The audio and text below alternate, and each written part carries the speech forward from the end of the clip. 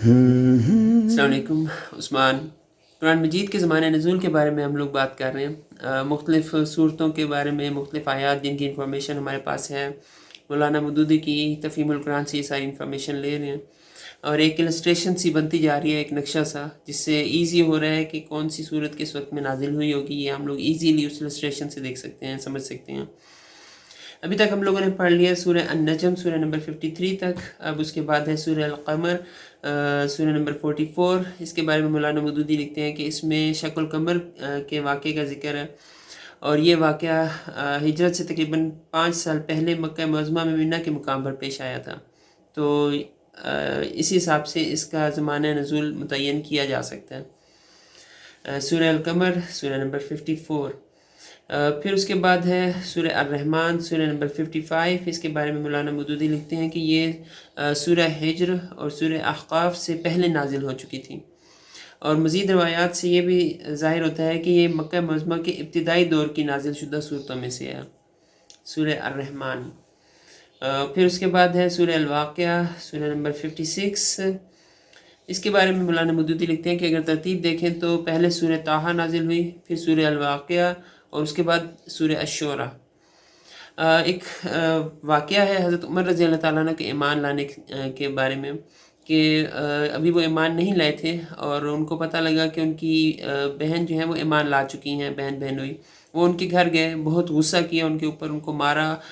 جب بہن کے خون نکلتے ہوئے دیکھا تو ان کو ندامت ہوئی، اور انہوں نے کہا کہ وہ صحیفے مجھے بھی پڑھاؤ، میں نے بھی دیکھنا ہے تم لوگ کیا پڑھ رہے تھے۔ تو ان کی بہن نے کہا کہ آپ ان صحیفوں کو ہاتھ نہیں لگا سکتے، کیونکہ وہ صرف پاک صاف لوگ ہی ان کو ہاتھ لگا سکتے ہیں۔ ایکچولی ان کی بہن تو سورہ طٰہٰ پڑھ رہے تھے، بہن اور بہنوئی، لیکن یہ جو بات ہے کہ آپ ہاتھ نہیں لگا سکتے، صرف پاک اور طاہر لوگ ہی ان صحیفوں کو ہاتھ لگا سکتے ہیں، ایسی بات سورہ الواقعہ میں ہوئی ہے۔ تو یعنی حضرت عمر رضی اللہ تعالیٰ عنہ ابھی ایمان نہیں لائے تھے، اور سورہ الواقعہ نازل ہو چکی تھی۔ اور اگر حضرت عمر رضی اللہ تعالیٰ عنہ کے ایمان لانے کے وقت کو دیکھیں تو وہ بنتا ہے ہجرت حبشہ کے بعد سن 590 میں حضرت عمر رضی اللہ تعالیٰ عنہ ایمان لائے تھے۔ تو اس حساب سے سورہ الواقعہ کے زمانہ نزول کا بھی تعین ہو سکتا ہے کہ وہ حضرت عمر رضی اللہ تعالیٰ عنہ کے ایمان لانے سے پہلے نازل ہو چکی تھی۔ تو یہ تھی کچھ اور صورتوں کے بارے میں، زمانہ نزول کے بارے میں۔ سورہ الواقعہ تک ابھی ہم لوگوں نے پڑھ لیا ماشاءاللہ، اور انشاءاللہ اللہ تعالیٰ کی مدد سے آگے بھی آخری صورت تک جائیں گے، اور ایک السٹریشن سی جو بنتی جا رہی ہے اسے پھر PDF فارم میں نکالیں گے، آگے زیادہ سے زیادہ لوگوں تک پہنچائیں گے، کیونکہ قرآن مجید کے نزول کے حساب سے قرآن مجید کو سمجھنا اور بھی ہمارے لیے آسان ہو سکتا ہے، کہ قرآن مجید کے نزول کو دیکھتے ہوئے ہم لوگ قرآن مجید کی بات کو سمجھیں گے انشاءاللہ۔